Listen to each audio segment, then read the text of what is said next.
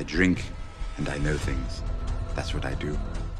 Welcome back to Flagons and Dragons. I am Jamie G. Esquire the Fifth, one of your hosts, and I've been known to have a little wine and tell you what's on my mind. And right now, my mind is on House of the Dragons. I'm here with Magna Mills. We're going to discuss season 2, episode 4, the Red Dragon and the Gold. Mills, to put it in NBA Jam terminology, I think we're heating up at the halfway point of the season. Am I right or am I right? But you always right, and you're always lucky because I am prepared for an NBA Jam reference, and in this case, with a limerick. Cole and Aemon conspire. Damon's despair grows higher, but about Aegon too, all I can do is proclaim, and we hope we are lighting your proverbial fire with Flagons and Dragons, presented by Regular Dudes Watch Stuff. You can find us wherever you get your pods and on YouTube, on social media at Dudes Watch Stuff, same place on the web. Thank you for remembering it. Thank you for remembering after 3 straight baskets you are on fire. And thank you for remembering the flaps. Follow, like, and please subscribe. It's all we ask. If you had fun, light our fire by giving us that thumb. And you need to know that there will be spoilers from this point forward. We could be referencing any aired episode of House of the Dragon and Game of Thrones. We're avoiding major book spoilers from Fire and Blood, but there could be some references to the books. And if you don't know, now you know. Now we know. And knowing is half the battle. This is The Red Dragon and the Gold, Season 2, Episode 4, the 14th overall episode of House of the Dragon. Originally aired July 7th, 2024. Directed by Game of Thrones veteran Alan Taylor. This is the second episode of House of the Dragon he's directed. He also directed the Season 2 premiere, His Son for a Son. Written by showrunner Ryan Condal. This is the 6th written by credit for him on Hot D. Guest starring once again Millie Alcock as young Rhaenyra Targaryen. The short plot synopsis is: Kristen Cole continues his string of victories, and his numbers are growing. As he marches on Rook's Rest, Rhaenyra decides to act, sending Rhaenys and Meleys to meet Cole.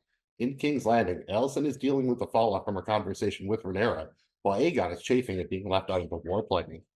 Aegon rides his dragon Sunfire to Rook's Rest, where he engages Meleys. Cole springs his trap, and Aemon and Vhagar join the battle. Aegon and Sunfire are taken out by Dragonfire from Vhagar, and both appear to be horribly injured, at best. Vhagar and Aemon manage to ambush Meleys and Rhaenys, who both ultimately plummet to their deaths. Well, let's kick it off with our overall thoughts on the Red Dragon and the Gold. Not knowing this was coming, having not, been read the books or really kind of following along with the timeline, I thought that this was the episode of the season so far. It was really good, kept you on the edge of the seat. It built up really good. I thought there were some great moments, particularly when Rhaenyra comes back and her council's kind of feuding and falling apart. She kind of shows up right at the right moment. I just thought there was some good kind of things in there. Alicent with Aegon, I thought was a great scene. But let's just be real. The battle was incredible. This is the first time I remember in kind of Game of Thrones universe, this level of detail of dragon riding and fighting at the same time, and dragon on dragon war. So I thought it was really well done. It looked awesome. It was edge of the seat. It was, oh wow. You feel for these dragons a little bit too. I mean, I never like see animals getting hurt of any kind, even if they happen to be dragons, but it just went to show you how insignificant man really is in this age when there's dragons involved. So I thought it was an outstanding episode, Mills. I really enjoyed this one. As usual, looked great, sounded great. There was no issues with, any kind of cheesiness with how it looked at all. I thought it was the production, editing, everything was top notch as usual. And you might even been able to see everything clearly, unlike a certain Winterfell-based episode with some dragon action. I will co-sign everything you said. We're going to get into grades towards the end. It might be my favorite episode of the entire series so far. Obviously the end sequence, the last 20 minutes or so, was just absolutely balls to the walls and incredible. And I love the writing here in both that yes, I knew it was going to happen, but really only for the Rook's Rest stuff for the most part. A lot of the other stuff that happens is either kind of like subtextual implied or nowhere to be found in the book. So I was still surprised. Even a few things that we'll get into about the battle didn't even necessarily go down the way they do in the books. So it was surprising, and I mean that in the best kind of way. And it's nice that everybody got at least one good moment, I think, this episode, which is hard to do, when especially with these bigger spectacle battle type episodes. So I thought it was balanced really well, paced really well. Literally pretty much enjoyed everything about it. Zero complaints. And that's just the overall thoughts. Yeah. Wait till you hear the regular thoughts. Right. I would pay somebody money to leave that comment on like my Tinder bio or something like that. That's just the overall thoughts. Honestly, I think this was one of those times where it might be best to just start at the ending. I mean, you mentioned it, man. The last 20 minutes or so of this episode, they're taken up by the Battle of Rook's Rest. Mills, you knew this was somewhat coming here, and we're not doing phrasing here, but did this live up to your expectations based on the way you read it in the book? Was like this what you envisioned? Yeah. Oh, yeah. I mean, it's so far past it. In the book, this whole thing is 2 pages, maybe. Yeah, for the most part, and it's definitely a little bit different here. Minor spoilers. This won't affect your enjoyment of the show or anything going forward. But in the books, Aegon is part of the plan. They're going to be a 2-for-1. That's the deal. They kind of get Melee's there. They know she's going to come. They spring the trap like you see, but it's not Aegon showing up as like, oh shit, here's Aegon. He's not supposed to be here today. That was actually part of the plan, and more or less like all three of them kind of go down simultaneously. So you also don't get the scene where you kind of have to wonder whether or not Aemond was taking a shot at Aegon with that Dracarys. Let me ask you that, Jamie, because that's on the book. I don't have any things to reference for it. So what do you think? Was he going for Aegon, or was he just firing and Aegon happened to be in the way? I think he saw an opportunity and took it to kind of get two birds stoned at once, or kill two birds at once. And I think there is deep anger about what happened in the previous episode where he's getting made fun of. I think Aegon has always been Aemon's bully to a certain extent. And I think that also that scene with them at the council, Aemon, you'd have to be an idiot to not realize Aemon's far superior at this than Aegon is. And he's really he's way out over his skis here, man. Way out over his skis. Yeah, it's pretty bad when even your mom is like, just do nothing. That is the absolute best thing that you can do. And like you mentioned, it's definitely pretty horrific when he gets hit with that fire. The sound Sunfire makes are just brutal. Oh, the scene where the blood's pouring from Sunfire hitting the people on the ground. Unreal scene, dude. I mean, burning them because it's dragon's blood. Yeah, that's absolutely just, kind of hard to watch. And all of the dragon stuff, like you mentioned, was just really good in that aspect because, you get the clawing, the fire, the grappling, the jawing. I mean, just absolutely, incredible. And stay on Aegon before we kind of bounce on to the other riders. What did you think about the ending? What was Aemon's intention when, Cole walks up there, he sees Aemond with the sword, he's putting it back in his sheath. Did you think Aemond was there to take care of business? Was he just seeing what the status was? Was he there specifically for the dagger, which we see him pick up? Any thoughts on, what was going through Aemond's mind at that point?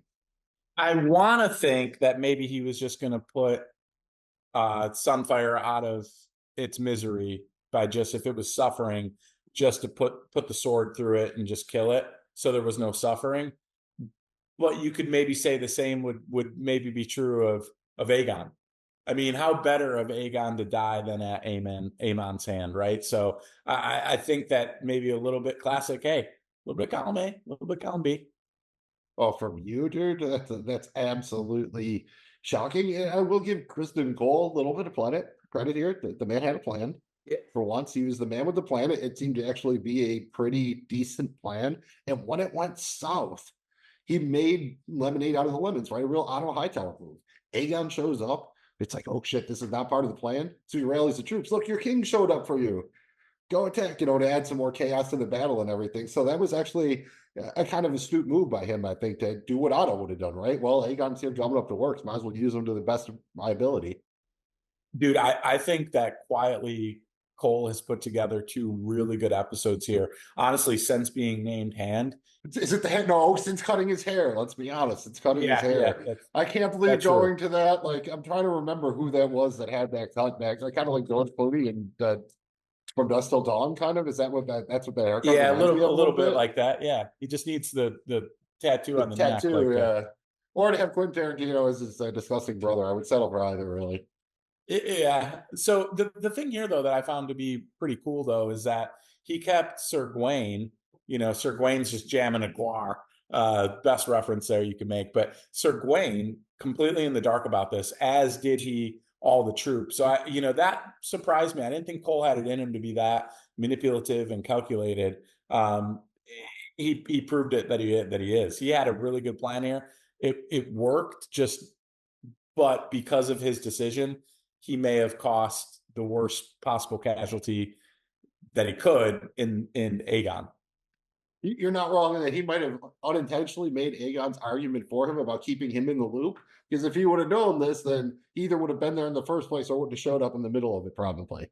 So I think this is a cool way they have remixed it from the books. I actually am really enjoying this, and it adds a little bit of the unknown to me. And you're right, just shout out Gwaine. I loved his just general befuddlement overall, what's going on. He's always like, dude, we just take the day off. Like, I just want to chill. He is kind of relatable on that level. And you actually hear when Cole wakes up, it's easier if you're watching the subtitles, you know it's him because it says Gwaine. He's like, yeah, into the breach, and now that everything's destroyed, he's going to go take over the ashes real quick. So he seems like a real kind of one of those opportunist kind of guys. And I just loved his line when he's asking about all the stuff in Gwaine asks, Chris Cole, he's like, dude, what's up, man? You grown tired of living, have you?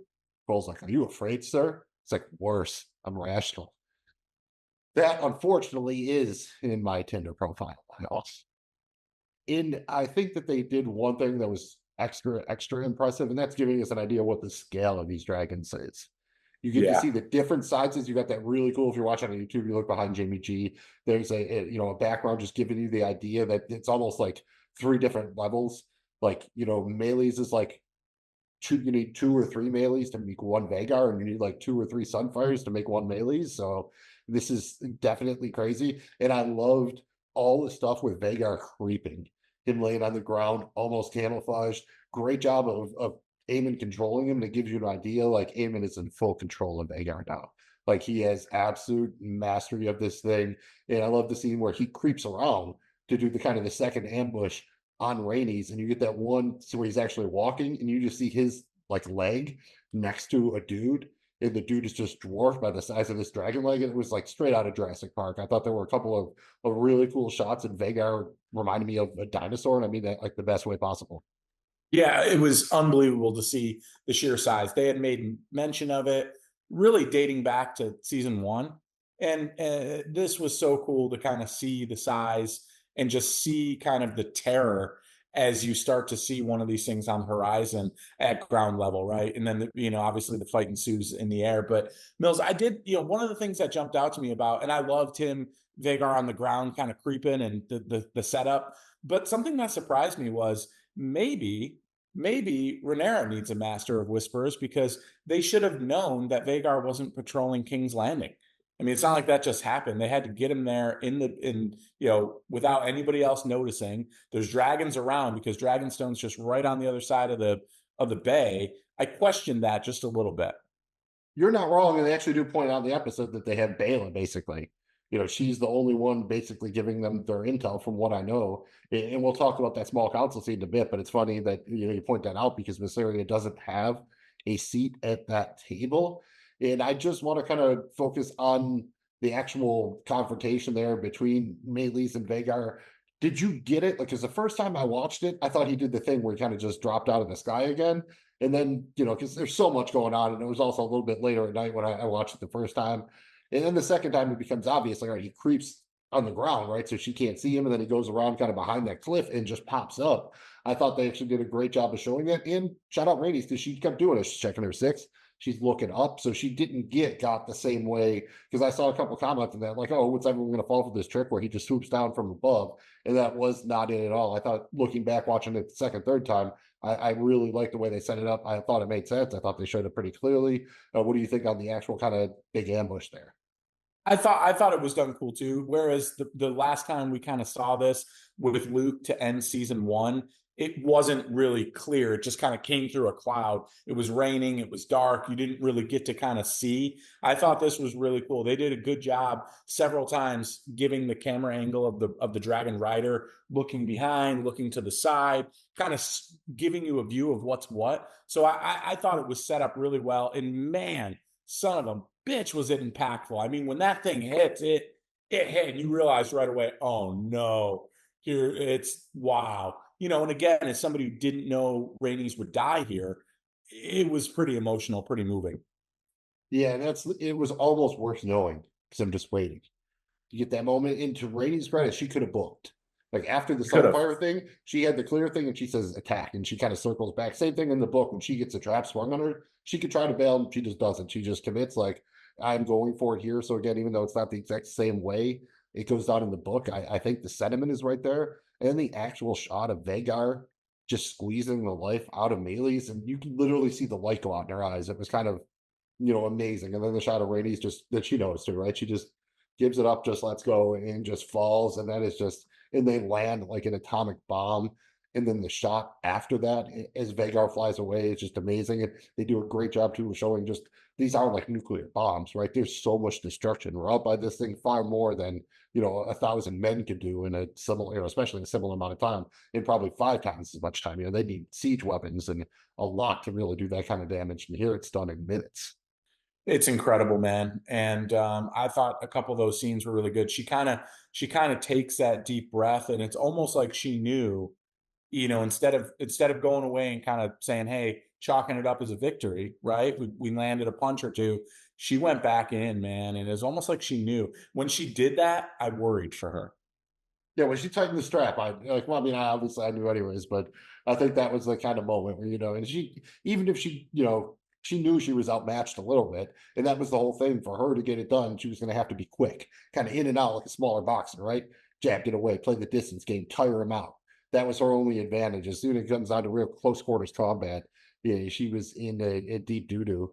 So I thought that was great, and I should also point out that my literal note from the music is the score is fucking magical in the last 20 minutes. So shout out Marie Duwati doing his thing as always. It again, the looks good, it sounded good, and shout out Kristen Cole. He got even a couple more good modes that when he touches you think it's a knight on his knees, and he touches the dude, he just disintegrates because he's just ash. That's just another Yeah. incredible shot. And then the idea, Cole, when he wakes up, the first thing is he does go to protect his king. I don't want to give him too much credit, but he saw the other men going to the castle. And his first thing was even all banged up, like, oh, I got to get to the king. So he might be one of the absolute, last guys in the king guard who's actually kind of, doing his job. And they even gave him the cool Ned Stark scene, right? Where he Yeah. chops Lord Darkwind's head off there at Duskendale. And that was cool. They do a oneer after he chops his head off, and they show him kind of walking down the line with all the troops, and then he gets the message. I thought that was really just a great scene overall. So shout out Kristen Cole. I really hate that you're making progress here, man.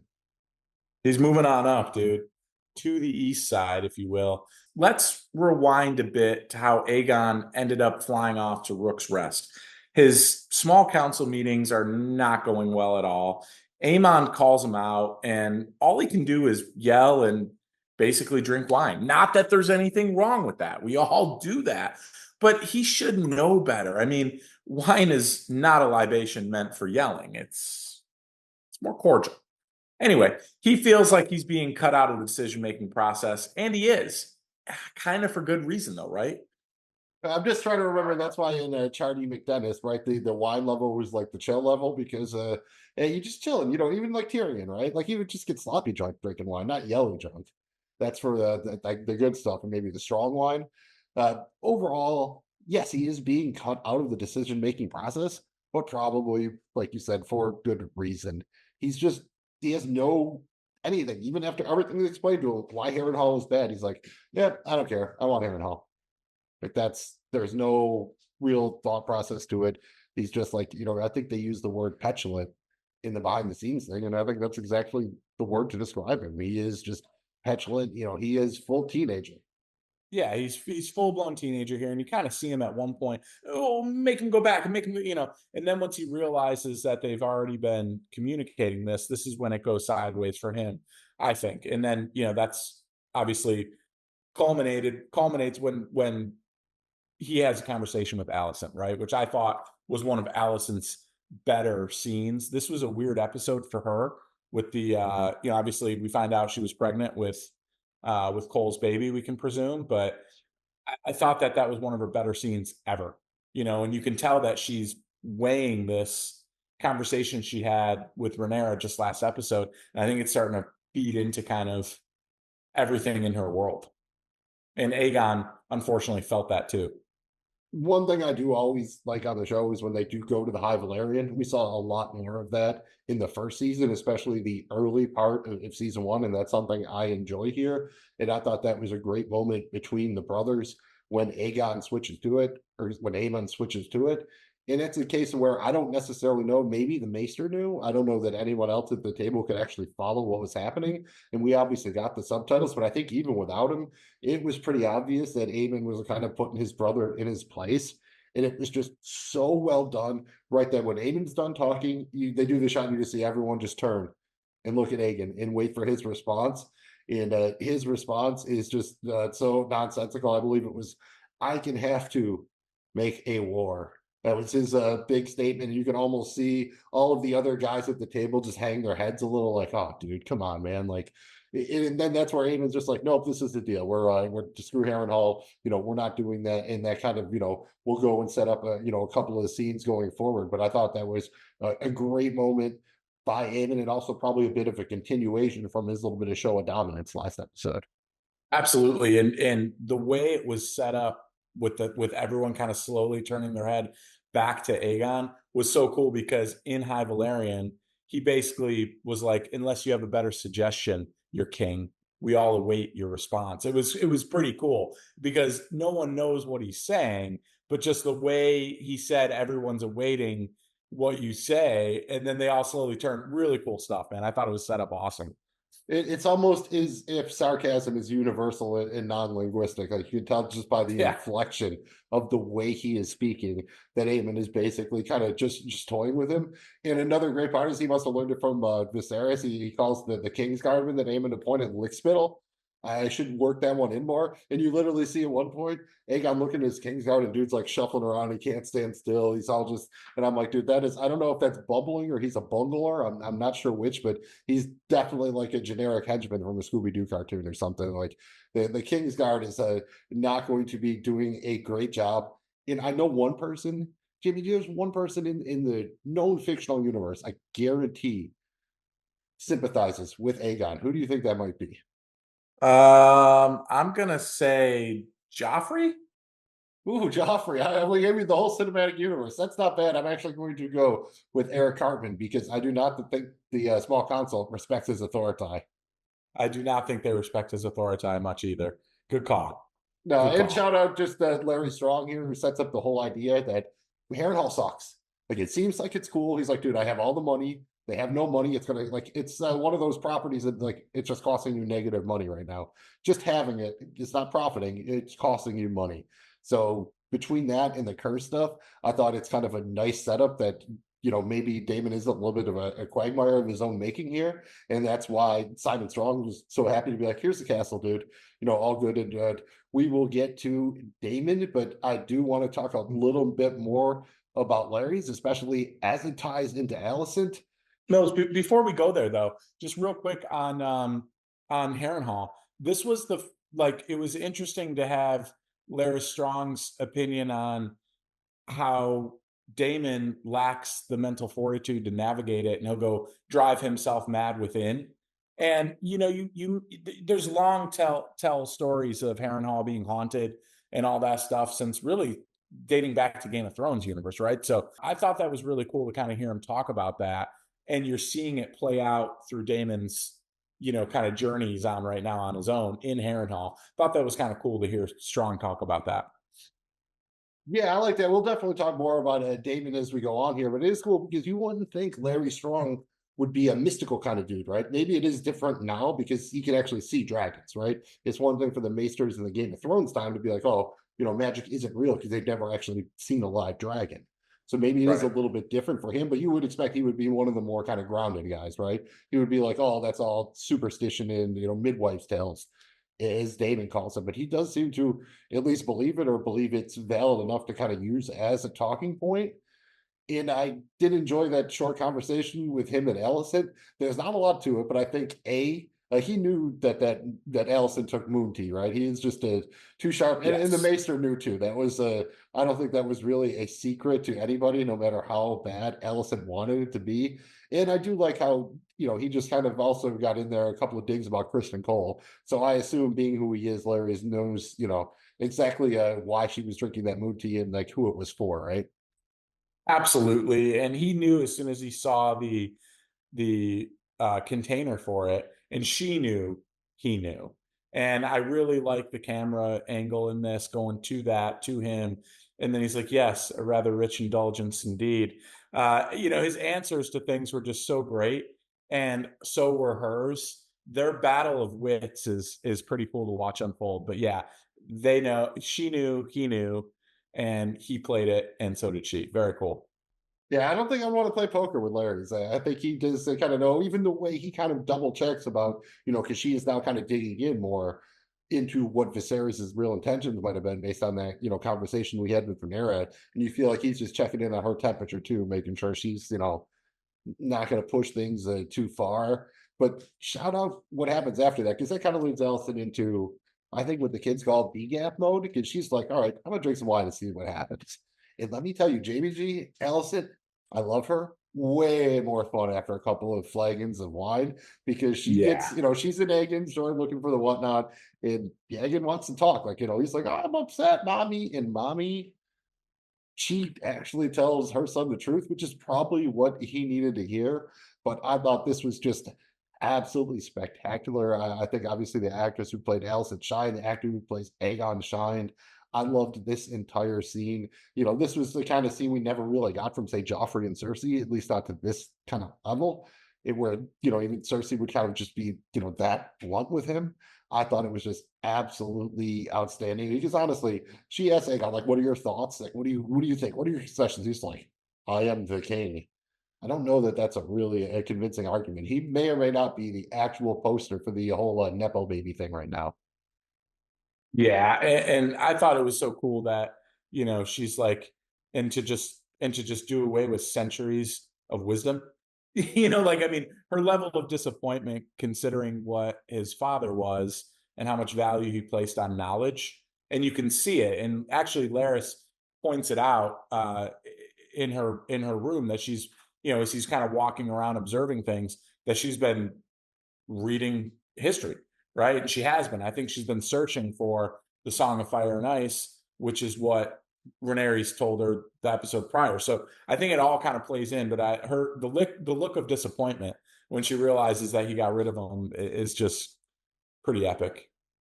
Early prediction thing. This is something I have no idea on. This isn't in the books. Do you think that Kristen Cole will ever find out that Elsa took the Moon Tea?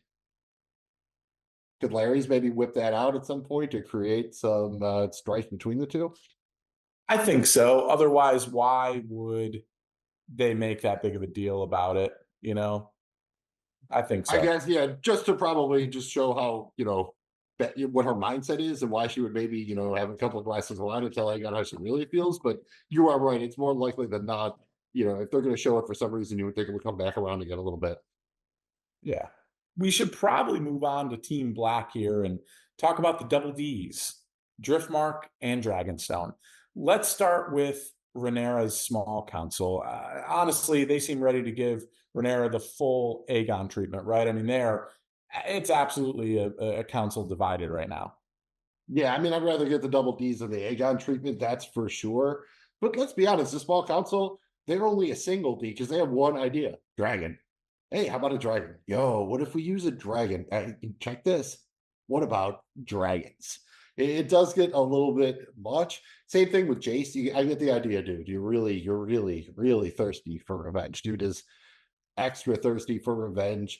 And it kind of heard a little bit that all these guys are kind of yelling, and then Rainey's even tries to talk to them, and they're like, "Oh no, screw you, lady." And then Corliss comes in, and they finally like, that's what it takes. Like this is not a great council. I feel overall that's kind of my main thing. And honestly, this is probably the worst scene in the episode, just because we really didn't need it. What is new here? They all want to know where Renera is. Damon's off doing something. Everyone wants to be in charge, and the children are kind of like, whatever. And that's Well, the one thing it did in retrospect, I think, was it brought Corliss and Rainey back together a little bit. They kind of had a little bit of this fallout the last episode or two where, he didn't want to name an heir. She wanted him to. She was concerned about the war. He was kind of nonchalant. And then in this episode, that weird energy with Alan and that whole thing, we don't know what's going on there yet. I think this brought them back together, and this was a show of strength for their relationship, him showing up there. And I think that might have been an excuse to do it. fair enough. You mentioned it before, Mysteria. We see her kind of watching from the shadows here. Does she not have a seat because Renera's not there? Like if Renera was there, would she make sure she had a seat? Is this her style, or is she kind of not invited? I'm not sure how to play this one. If memory serves, I think Renera made it pretty clear she wanted her there. Yeah, I thought she was officially official. Yeah, I think so. I think it's more so she's not comfortable there without Renera being there. She literally And wants to work from the shadows. Like, I mean, literally, she's got a standing desk over there. They make sure there's enough overhang. Not, you can't have too many lumens on her. Yep. Got to check the wattage. I think it's a good scene when Renera finally shows up, and it becomes obvious she wants. Jace is obviously going to volunteer, and then of course she's going to do the thing, and I want to go. Does it track for you that Rainey's goes? I mean, everything she says makes sense, assuming that you could make the argument they should have known that maybe they were walking into a trap. But other than that, I think it makes sense. But I will say, it's like a rookie on a sports team. Oh, they have no experience. But if they don't play, how are they going to get experience? I will say that Yeah. about Jace a little bit. And even not knowing what happens, I would have said, why wouldn't you send Rainey's and Jace maybe? Just a thought. A little more Yeah, important my about it. thought was, why aren't we sending, why is it just one?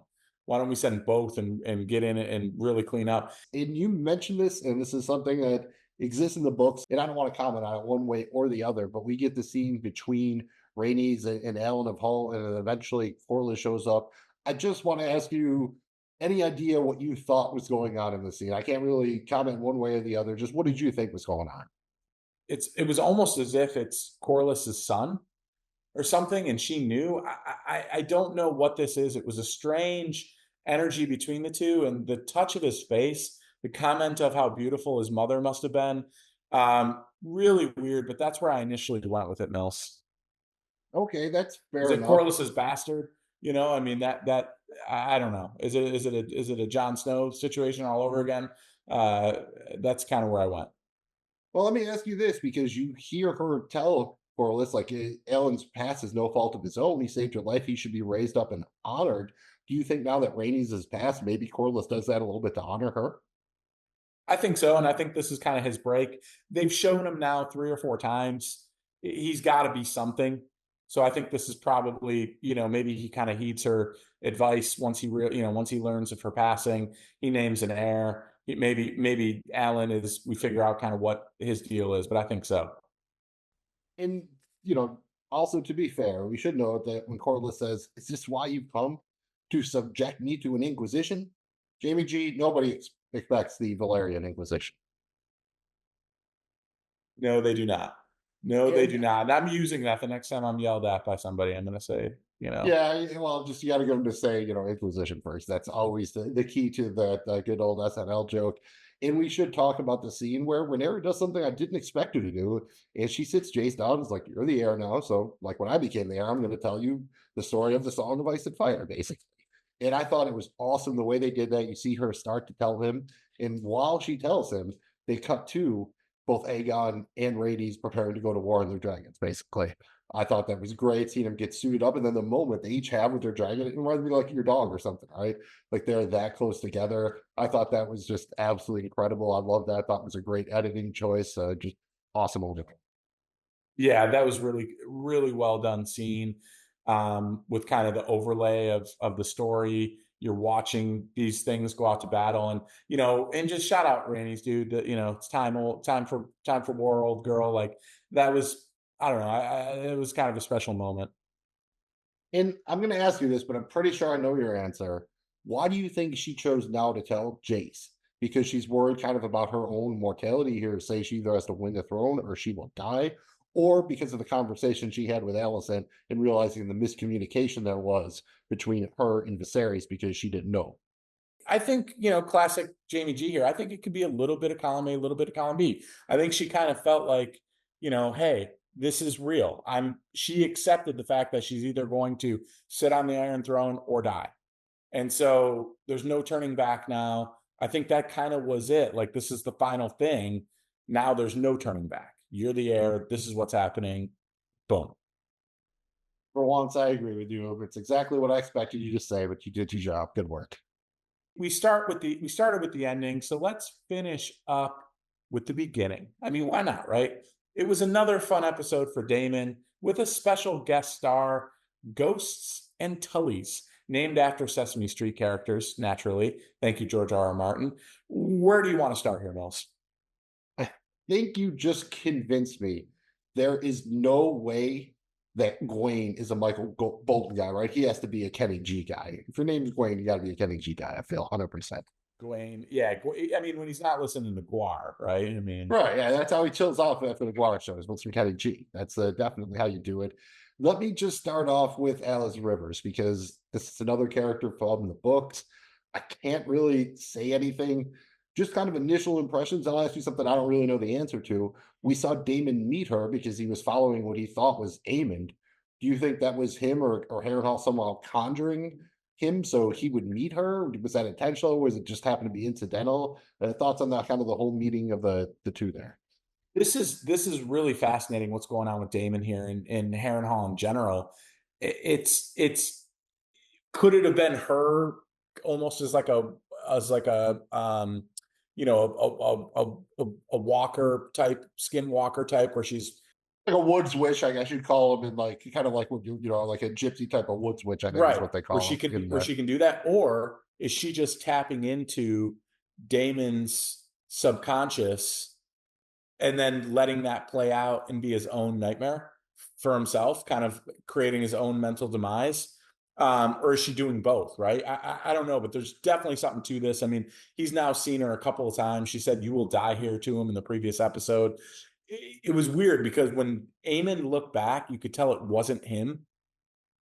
And I don't know if that was intentional or not, but I do think Alice Rivers is 100% responsible for it. And I'm not so sure anyone else sees her unless she wants them to, because when he first arrives at Harrenhal and he goes into dinner, she's standing there, but I went back and looked, it's not clear that anyone else at the table sees her.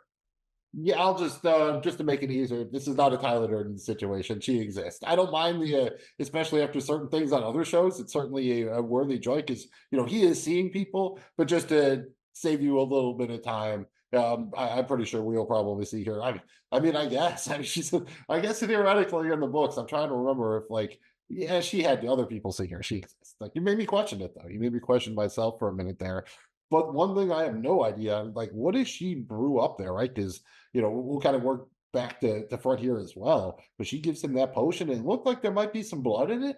I wasn't 100% sure is this blood magic, but then he takes a sip. She tells him it's to sleep, and the next thing you know, he's right at that meeting with Blackwood, and then he sees one of the servant girls turn into his second wife for a hot second that he sees later. Basically, facing all of his ghosts of the past, so to speak, and his previous sins. And it was definitely red. You saw her kind of lick her fingers, which was incredibly gross and not up to code, I'll tell you that right now. But you see that, and I don't know if it was berries. Part of me, the wine lover in me, is like, well, maybe she was making some homemade wine, doing a little grape stomp. But Matt Mills, I fear it was blood. I fear it was. That would be the good stuff. My guess is it's like from the weirwood tree. Like, I think they kind of cry like a red sap, almost like blood, something like that. So That would be my guess, because that's probably one of the more overt Game of Thrones references in the episode, is the idea of the weirwood tree, the heart tree. That's something we are pretty familiar with. We saw Damon next to it in previous episodes. So I think that all kind of tracks. And I guess we should point out at the Blackwood meeting, Will Blackwood's like, dude, I'm in. You just got to go kill them brackets for me. So I think that's kind of just a little bit of setup. Again, we know they are feuding from the previous episode there. And, I said, working back to front at the very beginning of the episode, we got Millie Alcock back again. Was not expecting to see that. Again, I thought it was really cool because she is, again, it's probably Damon talking to himself, right? She's telling all the things like, oh, yeah, because your brother loved me more than he did you. She goes right at him. He chops his head off, and then her head's talking to him from the ground. I thought everything about this really worked for me, surprised me, super cool, especially the bit at the end where it's like, oh, there's been a raven. And then you realize it actually is Simon Strong saying that. And when Damon wakes up, you look for a second, he actually still has blood on his hand.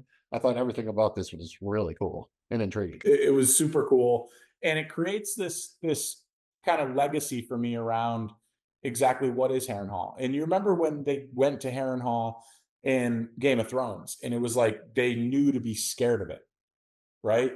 And it's pretty cool to see that come full fruition here. 100 to 1,000 years beforehand, or whatever we are in the House of the Dragon timeline. Yeah, and that actually can even work, because the idea is that there is no more really magic in the world by the time Game of Thrones rolls around and it starts coming back into the world, which will explain maybe why there's still legends of Harrenhal, but it's not actually seeming to be haunted anytime we see it, like in the proper Game of Thrones whatnot. Right. But there's fear of it. Oh yeah, 100%. Like the stories are already there, and they will basically, go on forever. And the one other thing we really haven't discussed is Damon's meeting with Oscar Tully. He wants to meet with Grover, but he got Oscar instead. Who do you think we're gonna get next, Kermit or Elmo? I gotta say Elmo. I think we're Well, because Elmo's Sesame Street, right? It's like, George, why are you mixing your Muppets and your Sesame Street characters? George. I thought this scene was, honestly though, and all jokes aside, I thought Damon he's on one right now, dude. He was very cunning. He was very, you're used to me. He asked like a 10, 12-year-old kid to suffocate his grandfather in his sleep. Yep. That's dark, dude. That's pretty dark. And Oscar has a great line when he says, sadly, he remains incapacitated. He lies in kind of a waking sleep, unable to do much more than take meager drink. It is barely enough to sustain him. I just want to know how Oscar got a hold of my peer review from last year. That was personal. That was very personal. It really was. He's fond of his grandsire. I mean, that's all you can say. I think we'll be seeing him again, if I had to guess. I think that about does it. Anything else before we move on? Not much, other than this is going to be a really hard bar to clear going forward. I'm very hopeful that this was the mid-season here. They get us to the halfway point. So I know we can't expect this every episode, but congratulations, show. You've now raised the bar and my expectations. So both good for you, and keep it up. It's like, hey, you just had your best month of sales. Now tell me how you're going to beat it by 10% next month. Corporate America always finds its way into everything, doesn't it? When we talk about TV shows, we enjoy coming up with alternative episode titles. The working title of the episode was The Dance of Dragons, but for some reason they ultimately went with The Red Dragon and the Gold, which is from Fire and Blood. Mills, you got any good suggestions this week? I do like that the Dance of Dragons. My guess is they're saving that one. I mentioned this one already. It's more of a fun one because of Cartman, because the way you'd say it, but Respect My Authority. I definitely would like that one. A more serious one would be The Significance of Intentions. I kind of like that one. Another fun one, the first annual Rook's Rest Roast. Makes for a good t-shirt, probably better than an episode title, but I would have a little fun with that one. And another semi-serious one, Let That Be Their Undoing. Jamie G, how about yourself? You got any alts for us? I thought Do Nothing was just so profound in this episode, where it would have been like, I wonder what the heck's going on, but at the same time, it wouldn't have given anything away. But I don't know. I thought that might have been an interesting one, just because that was one of the most powerful kind of words spoken throughout this whole thing, honestly. I like that. And if this was going to be, you remember the band Live from back in the day from York, Pennsylvania? They had a song "Pain Lies on the Riverside," so I just like "Pain Lies in the Riverlands," just because it's gonna be excuse to use that. And if this was Planet of the Apes movie, it would be Conquest of the Crown Lands. I mean, dude, lightning strikes and old mother cries, dude. Yeah, that's the correct band. You got it. It's time to head on down to the award tour. And our first stop is our favorite moment from the Red Dragon and the Gold.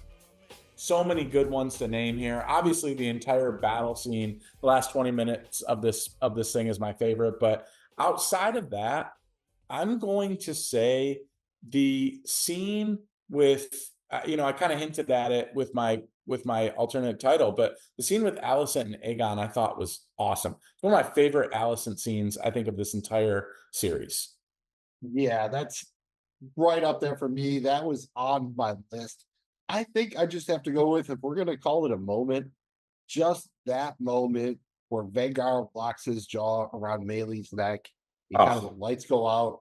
Rainey sees it and she just lets go and falls. I kind of think if we're just going with a moment, like you said, if it was a full scene or sequence, it's obviously the whole Brooks Rest thing. But that particular moment of Rainey's falling, especially, and watching her dragon die, it was just heartbreaking and awesome at the same time. yeah. I mean, by far the most moving, incredible scenes, maybe of the entire series so far. Just awesome stuff, Mills. Trying to pick away from the battle is harder than not, but really, really good stuff there. Our next stop is the Hot D hierarchy, which is our House of the Dragon power rankings. Mills, who do you have at number 5? Dude, at number 5, somewhat of a surprise to me, I am going with Alicent. I thought she was on the come up, and I think somehow, like, it's one of those math equations, like Alicent plus wine equals progress. So I don't know. I feel like she's channeling Cersei a little bit now, and in a good way. So I like that. JBG, who do you have at number 5? I'm gonna put Rhaenyra there. I think she really suffered kind of a couple of blows here. I mean, let's be real, dude. I mean, her husband's gone and estranged. She doesn't know what's going on there, and she lost that power. She lost that support. She went to King's Landing, and she it didn't work. She's had to accept the fact that now there's no other way. And now she's lost her most trusted voice and probably the only real good part of her council in Rhaenys and a dragon. She clearly is not okay right now, and that knocks her down significantly for me. He says she is not fine. Who do you have at 4? At 4, I've got her husband Damon. I think he went from being in a kind of position to do his thing in his way, just like Frankie Blue Eyes. He did it my way, but he's not. He's really suffering here. He's kind of a victim of his own madness. He can't escape his past. He's trapped in Harrenhal. He needs to just get his ass out of there, but for some reason he can't. It's like Hotel California, dude. You can stay, but you can never leave. I'm worried about him. I think he's at a real weakness right now. That's definitely fair enough. At number 4, I have Larry Strong. Even though he technically lost Harrenhal, he seems to be on good footing. He seems to know what's going on. And if there's one thing this dude has shown, it's that he knows how to jump onto the winning bandwagon. So I have good faith that he has good reason to be on the come up. At 3, I am going to go with Rhaenyra, knocking her down a bit, but still not all the way out. She's still definitely the top dog on Team Black at this point. So she's got that going for her. I just have to hope that maybe the loss of Rainey's kind of really kind of sets it off for her a little bit. Maybe she digs down, finds another level. Maybe we get to see like, playoffs Rhaenyra now. Like we've been getting regular season Rhaenyra, now playoff Rhaenyra is going to show up. So, we'll see. Maybe she's got a little Dane time. She's got a little Rhaena time and Rhaenyra time in her or something like that. Jamie G, who do you have at 3? That's great. Yeah, man. At number 3, I've got Allison. A lot of the same reasons that I think you had her on the come up. Look, I like this version of Allison. I think she realizes that all the sacrifices she made, maybe the reason why it's backfiring and they feel cursed right now is because maybe she made the wrong decision. And I think that even though Rhaenyra didn't get what she wanted, which was Allison's help to avoid war, out of that conversation, I think it really affected Allison. I think you're going to see it play out. And you're right, there is a little bit of Cersei vibes, but in a totally good way. So I'm excited to see where Allison goes from here. Yeah, less crazy. Maybe that one shiny moment where Cersei was kind of semi-competent and dangerous. Jamie G, who do you have at 2? Number 2, I've got Sir Kristen Cole. Look, Cole has quietly put together several good episodes here. He was more than competent in leading his attack, even though things went sideways. He still managed to kind of make the most of the moment. Yes, his plan could be responsible for whatever happened to Aegon, but I think with that, he's proved himself as a hand. I think he's going to kind of, he was already working with Aemond. If Aegon is incapacitated, you could maybe think Aemon takes over or something. I think he's in a good place here, man, either way. So I'm going Cole at number 2. Sold. I'm also going Cole at number 2 by process of elimination. That puts Aemond at number 1. Yeah, kind of hard to find any reason not to go there at this point. I think it's kind of number 1 with a bullet. Jamie G, I'm assuming you're also going with old One Eye at number 1. I got to go with him. I absolutely hate him. I hate the way he looks. I hate the way he talks. I hate seeing him. I hate everything about Aemon. And I think that's the point.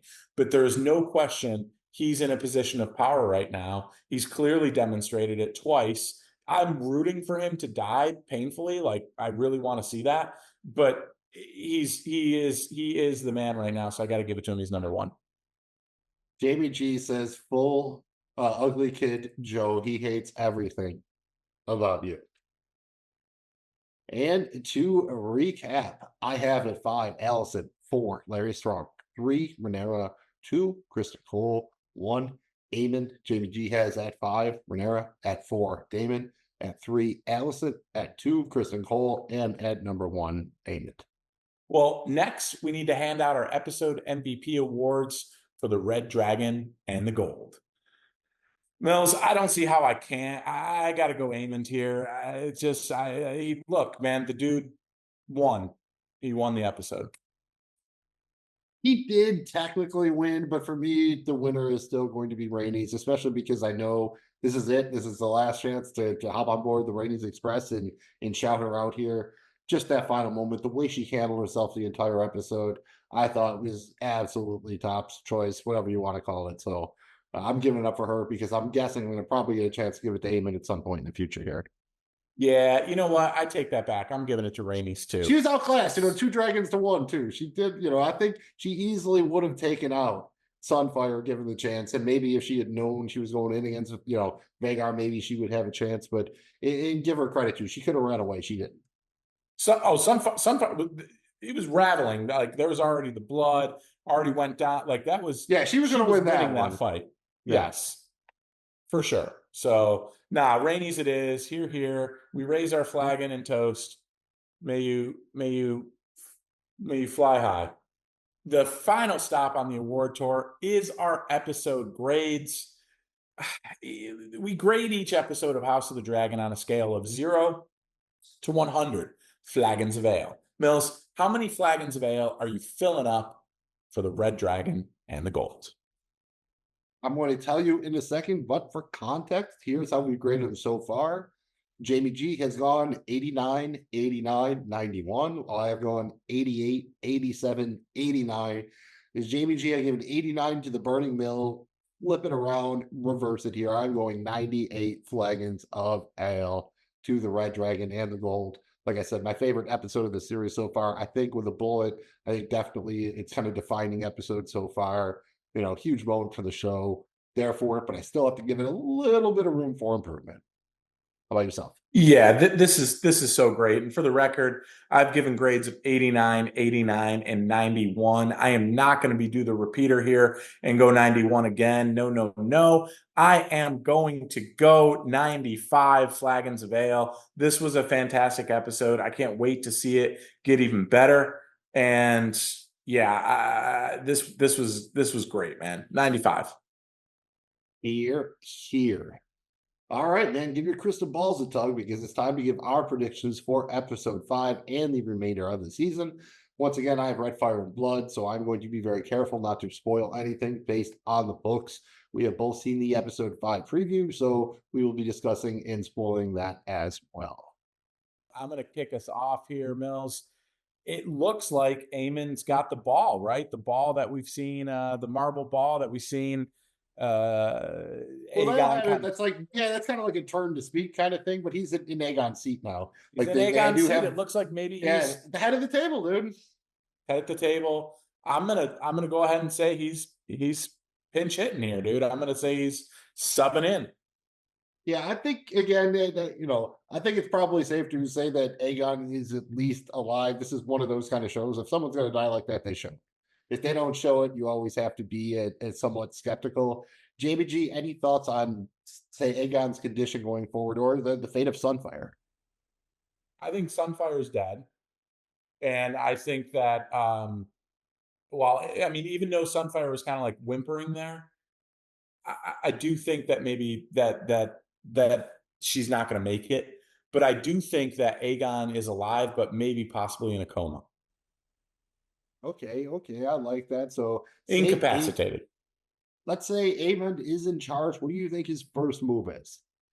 Is he going to Harrenhal? Is he doing something else? What do you think?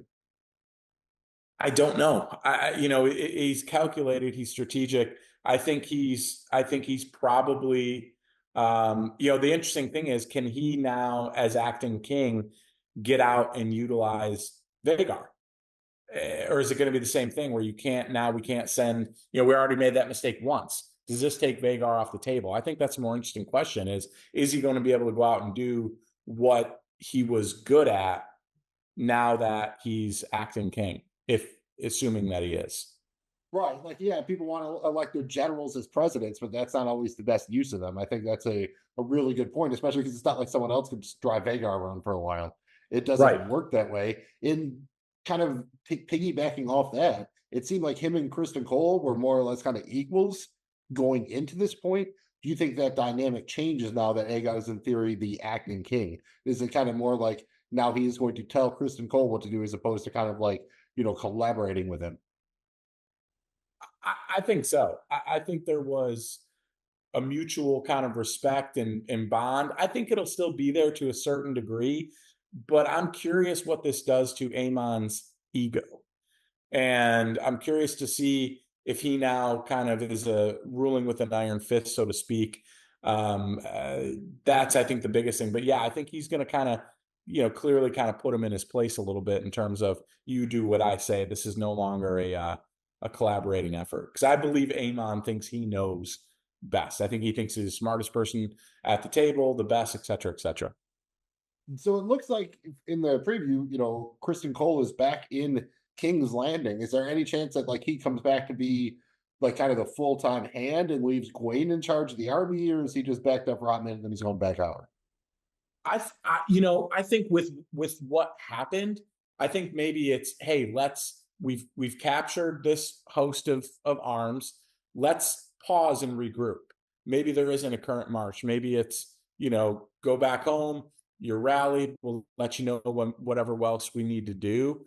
Actually, probably he's probably just coming home with delivering the king and the dragon head of Malaise. That's probably the safer bet. I think he's probably there for a minute. Maybe he finds out about the old moon tea, and then he heads off into the night. All right. Do you think this offers any opportunity for Otto to get back in the mix? I think Otto's coming back. I think this could be, maybe Aemond will listen to Alicent and say, because Alicent mentioned Otto to Aegon, you should be begging and humbly asking us for our wisdom and opinions, and basically talking about Otto and the fact that she, served as acting, queen while Viserys was ill. So I think that there's a good chance of that. Mills, an interesting one for me though is Corlys. Where does this leave Corlys? They were depending on him for the seas. Rhaenys was kind of saying, no matter what, we stay the course with Rhaenyra. Does he falter here? I don't know. That's I'm concerned about that. Let me kind of repose that to you as a broader question. what's the Team Black response here look like? They just lost Yeah. Rainey's. They lost one of their top dragons. How do they clap back, right? They have to do something more drastic than leaving the proverbial floater in the toilet of Team Green. Yeah, they really do. And any thoughts what that could be? Does she send out a double dragon, the double lead? Does she send like all existing dragons somewhere? Does she turn to Mysterio, look for some subterfuge? How do you think they play it? I think she's going to do something really calculated. I'm not sure what she needs. Damon back. She needs Damon. She really does. I hate to kind of say it, but she needs him, especially now more than ever. That's the most experienced Dragon Rider she has. I think somehow, some way, there's going to be a rekindling there, and that might be her best move. She does the proverbial call Damon up. She sends a Raymond like, "Yo, dude, the rules are off. The shackles are off." Like, or she goes and finds him. Okay, she's kind of shown us that she'll disappear for a couple days, go do her thing.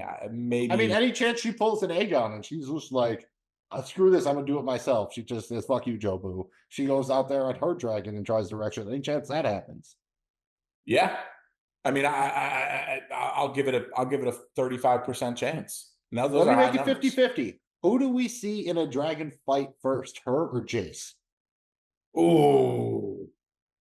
Man, I'm going to say Jace just because they've been kind of toying. I'm going to say he Jace. Seems like if there was somebody who was going to sneak off and do it, he seems like he's at that point, right? Where especially this, at some point, there's going to be an inciting incident where he's going to pull the Aegon thing himself and just be like, yeah, dude, I'm going to see what I got here. I got to get some experience somehow. You got to get in the game. You can't get better if you don't play. You really can't. Sitting on the bench, unfortunately, it doesn't work. Yeah, anything else? Any fun ones? Anything like that? I mean, it's kind of crazy. We're halfway through the season, but here we are. It really is. I kind of this accelerated a little bit quicker than I thought, and I'm curious to see now. Do we go into full on war? Obviously, there can't be 4 episodes of just battle and war, but I'm curious to see where they go from here because it's like, damn, dude. Now you've got a situation, right? You've got the king injured, could be critically, could or indefinitely, could be the coma situation. You just lost Rainey's. Like, this is a blow for blow here. Really, really, really fascinating stuff with where they go next. All right, and one more. This is more of a question than a prediction, but how old do you think the actor who plays Aemond is?